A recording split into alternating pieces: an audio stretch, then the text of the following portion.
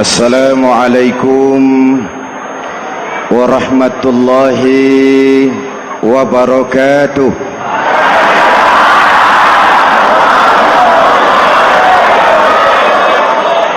Alhamdulillahi rabbil alamin, wassalatu wassalamu ala ashrafil mursalin, sayyidina wa maulana Muhammadin wa ala alihi wa sahbihi ajmain, amma ba'du. Para ulama yang saya muliakan, hadirin hadirat ma'asyiral muslimin yang saya cintai, banyak kita alami perubahan-perubahan yang terjadi, baik perubahan yang menyangkut sosial budaya, lebih-lebih yang menyangkut sosial politik. Yang tidak banyak mengalami perubahan adalah sosial ekonomi.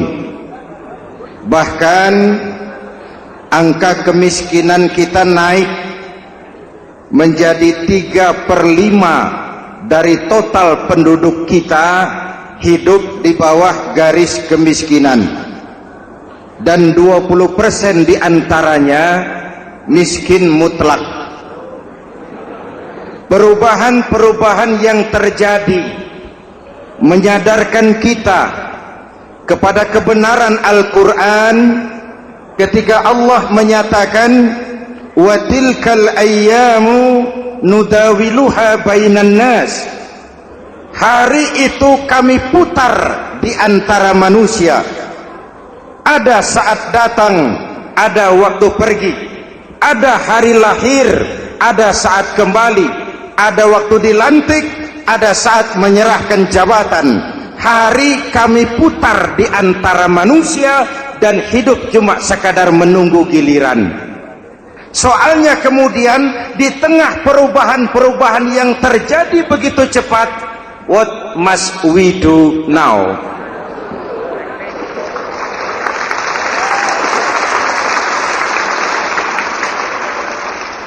Saya juga nggak ngerti itu. Yang penting kan penampilan. Saudara-saudara kaum muslimin di seluruh tanah air, jadi pemimpin adalah pelayan bagi orang yang dipimpinnya. Oke lah, perbaikan ekonomi, pembukaan lapangan kerja baru kita serahkan kepada pemerintah, karena kita percaya mereka orang-orang terpilih belaka yang dipilih dengan kepercayaan akan mampu membawa rakyat keluar dari kesulitan. Amin. Tugas kita sekarang di zaman susah meluruskan akidah. Jangan sampai mbah dukun yang naik ke permukaan. Betul? Islam misinya yang pertama membebaskan manusia dari kemusyrikan. 13 tahun Rasul berjuang di Makkah, menanamkan akidah, meluruskan keyakinan, membentuk iman. 13 tahun membebaskan manusia dari belenggu kemusyrikan. 13 tahun menanamkan la ilaha illallah Muhammadur Rasul dengan seluruh konsekuensinya.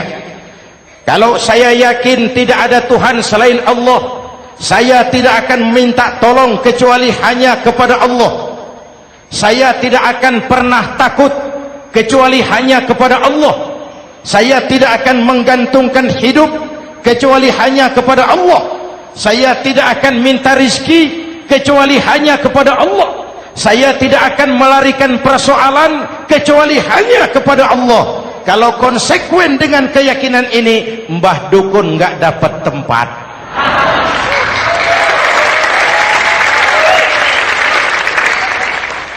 Akur? Ayo lihat secara sederhana. Saya sandaran di tiang, tiangnya ambruk, sayanya jatuh. Saya sandaran di tembok, temboknya runtuh, saya juga runtuh. Saya sandaran kepada orang kaya, dia jatuh miskin, saya bangkrut. Saya sandaran kepada jenderal, dia pensiun, saya selesai. Tapi kalau saya sandaran hanya kepada Allah, Allah tidak akan pernah miskin, Allah tidak akan pernah lumpuh, Allah tidak akan pernah terpuruk, dan Allah tidak akan pernah berkurang kekuasaannya.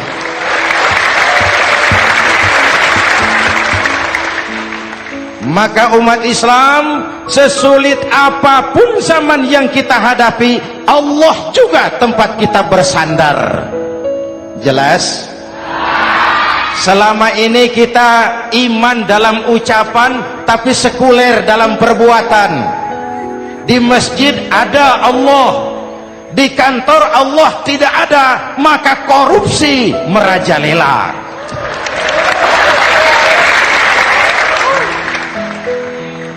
Di masjid ada Allah, di pasar Allah tidak ada, maka timbangan tetap curang.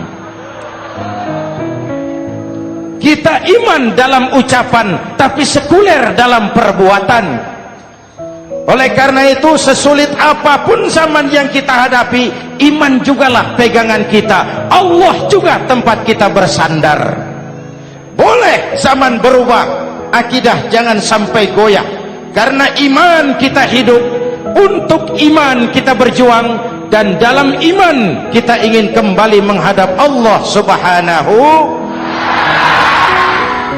Selama ini manusia Indonesia kita lebih banyak diisi otaknya, hati sering kosong, agama dangkal, akidah rapuh, moral rendah. Memang kemudian muncul banyak orang-orang pintar, cuma sayang tidak benar. Indonesia kita bangkrut, Indonesia kita terpuruk, Indonesia kita sakit parah kalau diurus orang yang cuma pintar tapi tidak benar. Kita perlu orang-orang pintar, tapi kita lebih perlu orang benar. Jelas? Kalau cuma pintar tapi tidak benar, itu yang sering saya sampaikan, nanti disuruh ngurus beras malah nimbun beras.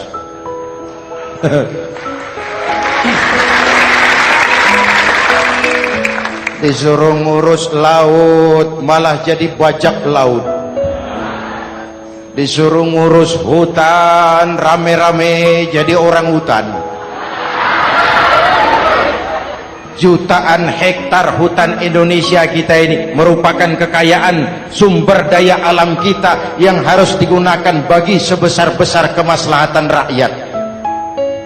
Yang disuruh ngurus hukum malah bikin hukum seperti pisau, tajam ke bawah, tumpul ke atas. Jangan heran lalu di masyarakat muncul street justice, pengadilan jalanan, sebagai refleksi dari ketidakpuasan melihat sikap hukum yang sangat berpihak. Kalau yang kecil salah, hukum cepat-cepat ditegakkan.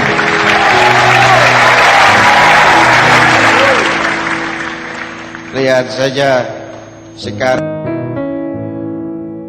sekarang ini, kalau orang terkenal banyak uang punya masalah, antri yang bela. Betul? Tapi saudara lihat si Marsina di Jawa Timur, si Sengkon dan Karta di Jawa Barat, si Udin Bernas wartawan Jogja terseok-seok mencari keadilan, sampai hari ini urusannya masih remeng-remeng. Kenapa bisa begitu? Jawabannya sederhana, tidak ada fulus. Ada fulus mulus, tidak ada fulus manfus. Betul? Jangan sampai para penegak hukum kita terjebak pada lagu baru, maju tak gentar membela yang bayar.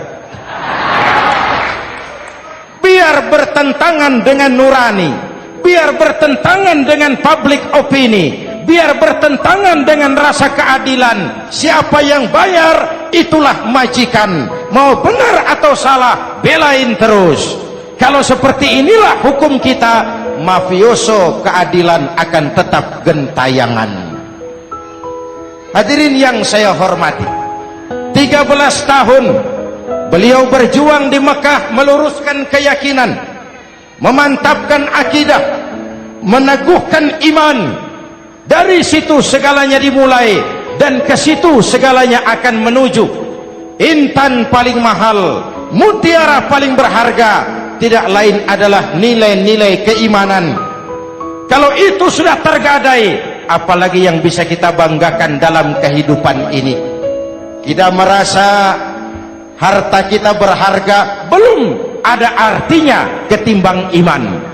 Kedudukan kita punya nilai pun belum ada artinya ketimbang dengan nilai-nilai keimanan. Itu intan paling mahal, itu mutiara paling berharga. Harta baru ada manfaatnya kalau dilandasi dengan iman. Jabatan dan kedudukan baru terasa gunanya kalau dilandasi dengan keimanan. Kalau jabatan lepas dari iman, yang akan lahir Fir'aun baru. Jelas? Kalau harta terlepas dari iman, yang akan muncul adalah konglomerat Korun.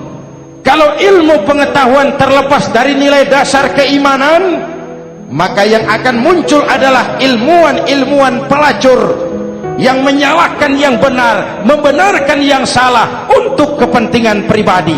Dan kondisi seperti itu tidak akan membuat kita makin sehat. Oleh karena itu, pada kesempatan ini, pesan pertama saya, menghadapi zaman susah, tetap jaga akidah, tetap pelihara keyakinan. Kesulitan bukan untuk ditakuti, untuk diatasi. Hidup adalah kerja keras, bukan keajaiban. Perubahan tidak akan datang hanya dengan simsalabim abragadabra. Perubahan tidak akan muncul hanya dengan berandai-andai. Perubahan tidak akan turun dari langit seperti turunnya embun di waktu malam. Perubahan adalah kerja keras, sehingga Al-Quran membimbing kita, innallaha la yughayyiru ma biqaumin hatta yughayyiru ma bi anfusihim. Allah tidak akan mengubah keadaan suatu bangsa kalau mereka tidak mau mengubah apa yang ada di dalam diri mereka. Yang ada di dalam diri itu rule of thinking, state of mind, cara kita berpikir, cara kita memandang kehidupan, cara kita mengatasi persoalan. Hadirin yang saya hormati, inilah iman. Berangkat dari ini kita menyadari, ini ujian buat kita rakyat. Dan kita rakyat Indonesia ini kalau sama susah sih sudah kenyang. Ya Pak? Ya Pak? Kita ini sebagai bangsa mengalami apa yang disebut oleh Bung Karno up and down, naik turun, timbul tenggelam, pasang surut. 350 tahun dijajah oleh Belanda, kita susah. Berangkat Belanda masuk Jepang, susah lagi. Pergi Jepang, datang nikah, susah lagi. Lalu kita merdeka, dirongrong oleh berbagai pemberontakan, susah lagi. Makan bulgur, antri minyak. Lalu PKI berontak, susah lagi. Muncul orde baru, lama-lama susah lagi. Orde baru selesai, naik reformasi, mulai repot nasi, susah lagi.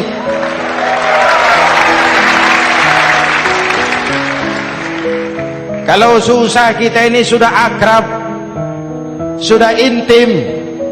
Mestinya kalau sudah susah seperti itu, jangan salah sikap menyikapi kesusahan. Jangan sampai kita potong kompas, ambil jalan pintas, terjebak menghalalkan segala cara. Itu tidak akan menguntungkan, itu tidak akan menyelesaikan. Kalaupun selesai, nampaknya penyelesaian sesaat. Dan penyelesaian sesaat bukan penyelesaian yang sebenarnya.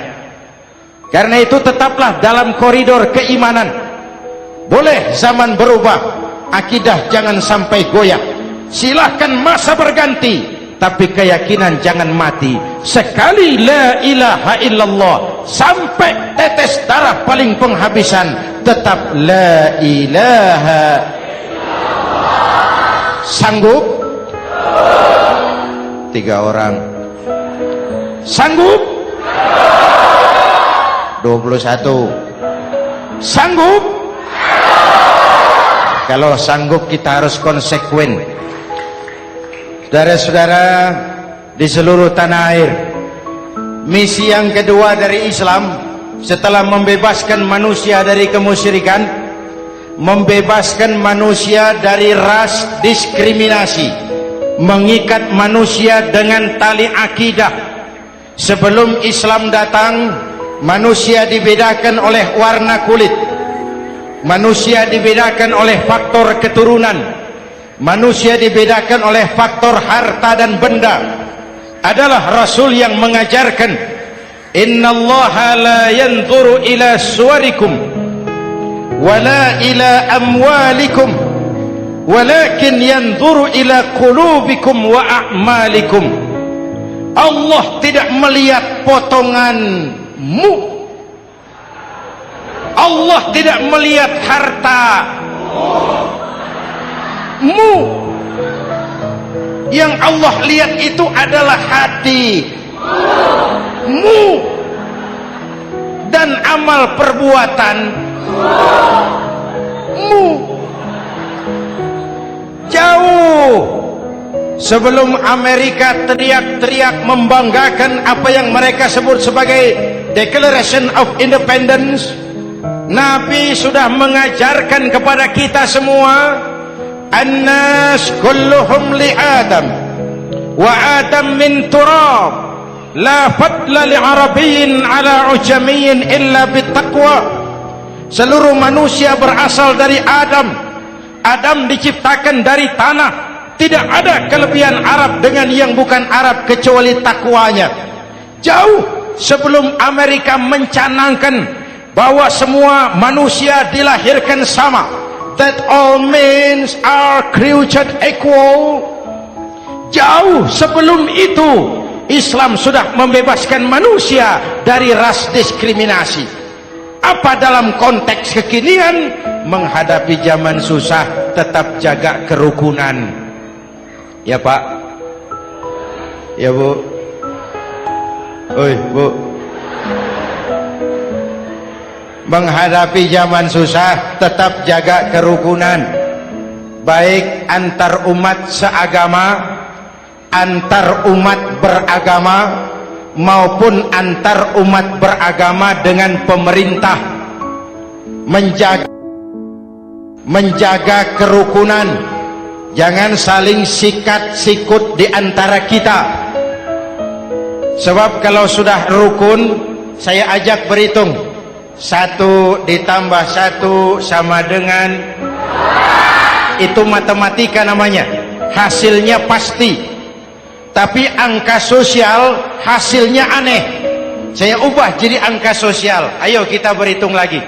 1 orang takut ditambah 1 orang takut sama dengan 2 orang setengah berani. Kenapa setengah berani? Karena sudah berdua. Tadi kan takut sendiri. Kalau sama-sama takut berkumpul jadi setengah berani.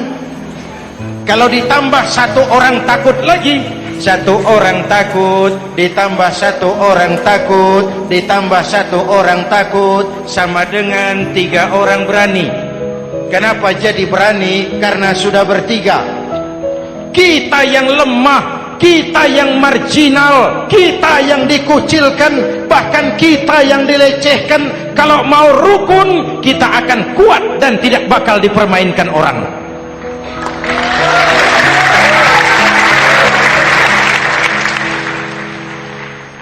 Tapi kalau rukunnya yang satu mau menikam yang lain, saya ajak berhitung lagi. Yuk berhitung yuk. 1 ekor ayam ditambah 1 ekor musang sama dengan 1 ekor musang. Kemana ayamnya? Dimakan musang. Betul nggak nih hitungan? Ayo kita hitung lagi. 1 ekor ayam ditambah 1 ekor musang sama dengan 1 ekor musang. Kemana ayamnya? Dimakan musang. Jadi kalau kita suka kumpul dengan orang yang mau makan kita, selesailah kita.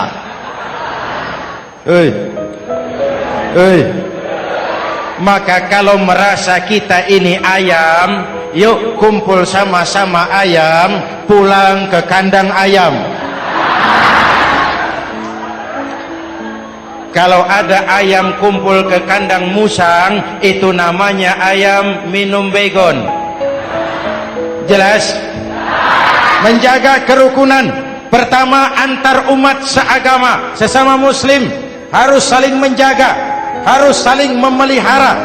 Baik dia muslim yang jadi kapolri, baik dia muslim yang jadi kasat, baik dia muslim yang jadi pengusaha, baik dia muslim yang jadi petani, nelayan, guru, semua komit menjaga semangat kebersamaan, rukun antar umat seagama. Jelas? Jelas? Hadirin yang saya hormati, atas dasar itu saya ingatkan kembali, kita semua ingin persoalan terorisme dilepaskan kaitannya dari agama manapun. Tidak ada kaitannya terorisme dengan Islam, dengan Kristen, dengan Hindu, dengan Buddha. Tidak ada kaitannya terorisme dengan pondok pesantren.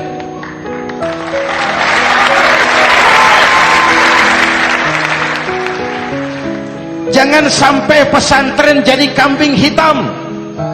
Karena sejak zaman penjajahan, pesantren sudah terbukti memberikan kontribusi bagi perjuangan memerdekakan rakyat Indonesia.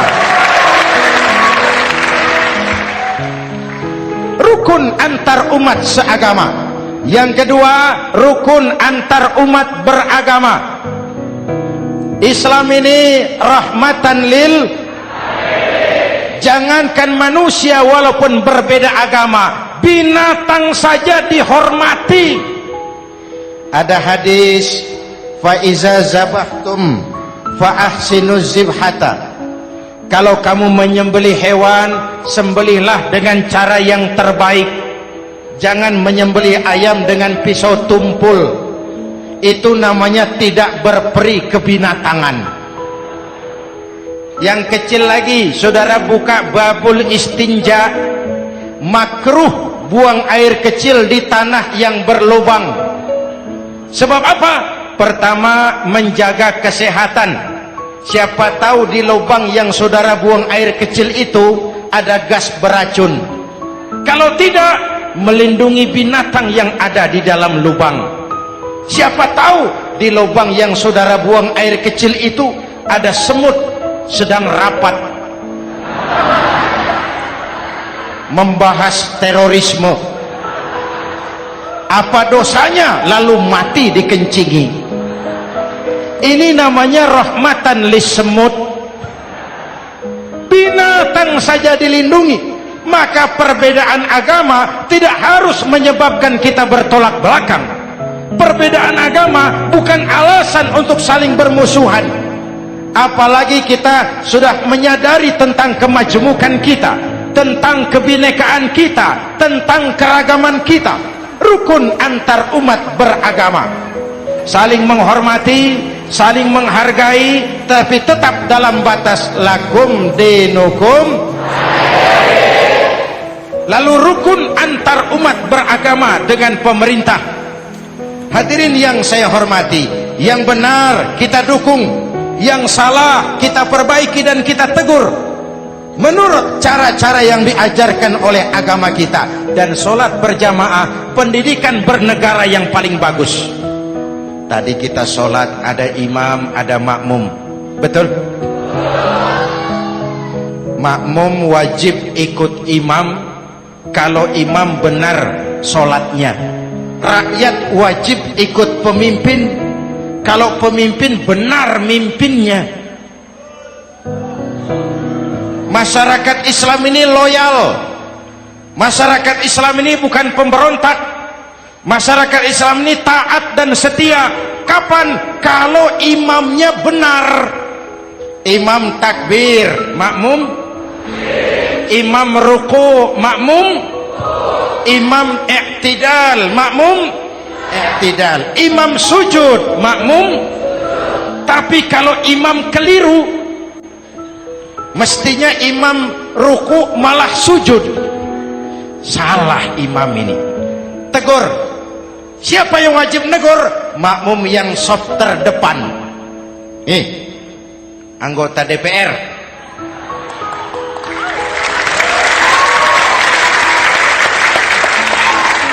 Ini wakil-wakil makmum ini, saf di depan ini. Kalau imam keliru, mereka paling tahu.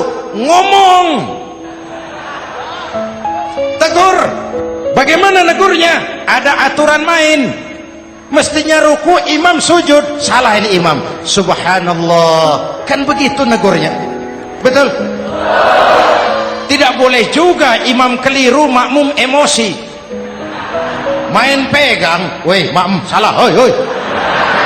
Kacau sholat. Betul? Anggota dewan ini, saf di depan. Itu kalau imam keliru. Satu saat imam buang angin. Namanya manusia bisa buang angin toh. Apa makmum lalu berkata, demi kesetiaan saya kepada imam, imam buang angin, saya lebih keras lagi. Itu namanya fanatisme buta, loyalitas yang goblok. Imam buang angin, minggir. Iyyaka na'budu wa iyyaka nasta'in. Sampai situ imam buang angin, minggir imam. Lalu saf yang di depan maju. Tidak usah bikin sholat baru, teruskan pekerjaan imam. Ihdinas siratal mustaqim. Teruskan. Kenapa? Kalau bikin sholat baru lagi, nanti buang angin lagi. Bikin lagi sholat.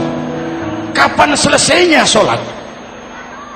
Kapan selesainya membangun negara ini?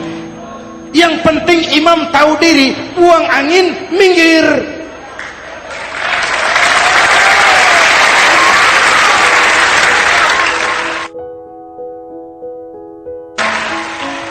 Ini kacaunya sholat berjamaah kita sekarang. Kacaunya negeri kita sekarang. Banyak imam sudah buang angin, gengsi. Dia aja merasa nggak punya salah. Dikasih tahu sama makmum, imam tadi buang angin ya, malah jawab sedikit. Apa kalau sedikit lalu tidak batal sholat itu? Mekanisme kehidupan sosial yang diatur lewat tuntunan sholat berjamaah, sehingga Nabi berpesan, kun imaman muta'an au ma'muman muti'an fala takun thalisan jazu'a. Kalau jadi pemimpin, jadilah pemimpin yang ditaati. Kalau jadi makmum, jadilah makmum yang mentaati. Jangan jadi golongan ketiga pemecah belah. Di depan tidak jalan, di belakang takut, ditaruh yang di tengah, di depan didorong, yang belakang ditendang. Ini namanya biang kerok. Saudara-saudara, dari uraian singkat ini saya ambil beberapa catatan pokok. Pertama, kalau ada intan paling mahal, kalau ada mutiara paling berharga dalam hidup kita, itu tidak lain adalah karena keyakinan. Hidup jadi indah, hidup jadi berharga, hidup jadi berarti kalau didasari atas sebuah keyakinan. Dan keyakinan itu tidak lain adalah nilai iman kita, akidah kita kepada Allah Subhanahu wa ta'ala. Yang kedua, tetap menjaga kerukunan. Sesulit apapun zaman yang kita hadapi, kita tetap harus menjaga semangat kebersamaan. Kita harus tetap menjadi lem perekat yang menjaga keutuhan, baik sebagai bangsa maupun sebagai umat. Perbedaan adalah wajar, harus dihormati sebagai ciri kehidupan berdemokrasi. Tapi jangan perbedaan menjadi sebab kita bermusuhan, dan jangan perbedaan menyebabkan kita saling berpecah belah.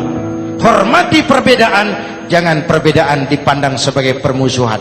Dengan akidah yang kuat dan kebersamaan yang kokoh, ayo kita hadapi kesulitan, kita atasi kesulitan, dan dengan kerja keras untuk menyongsong hari esok yang lebih pasti.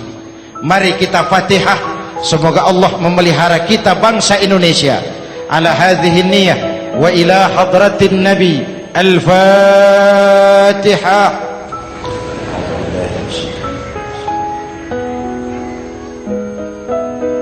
Iyyaka na'budu wa iyyaka nasta'in. Shiratal mustaqim, shiratal ladzina an'amta 'alaihim.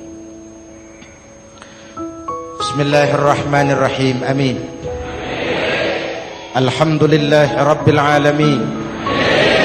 Allahumma salli wa sallim mubarak ala sayyidina Muhammadin wa ala alihi wa sahbihi ajma'in. Allahumma rabbana taqabbal minna salatana wa siyamana wa qiyamana wa takhashu'ana wa ta'abbudana wa tammim taksirana ya arhamar rahimin. Allahumma aslih man fi salahihi salahul muslimin.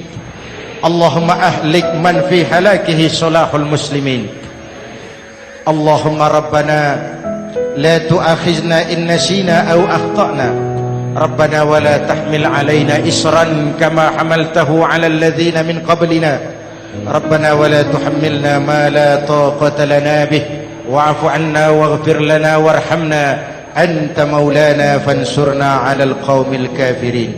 Allahumma ij'alna minas su'ada'il maqbulin wa la taj'alna minal ashqiya'il mardudin. Afdalu ma qultuhu ana wan nabiyyuna min qabli. La ilaha illallah.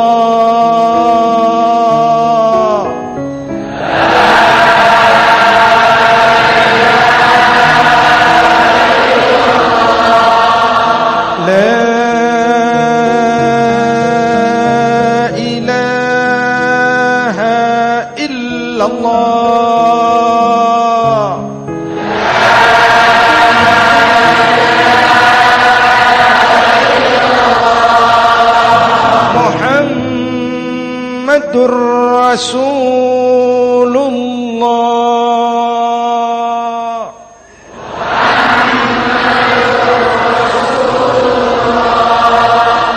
Sallallahu alaihi wa alihi wa sallam. Kalimatu haqqin 'alaiha nahya wa 'alaiha namut wa 'alaiha wa biha nub'atsu insyaallah minal aminin minal aminin minal aminin rahmatika ya arhamar rahimin. Sallallahu ala sayyidina Muhammad wa ala alihi wa sahbihi ajma'in. Ana rabbika rabbil izzati amma yasifun. Salamun alal mursalin walhamdulillahi rabbil alamin. Jumpa lagi di lain kesempatan insyaallah. Wassalamualaikum warahmatullahi wabarakatuh.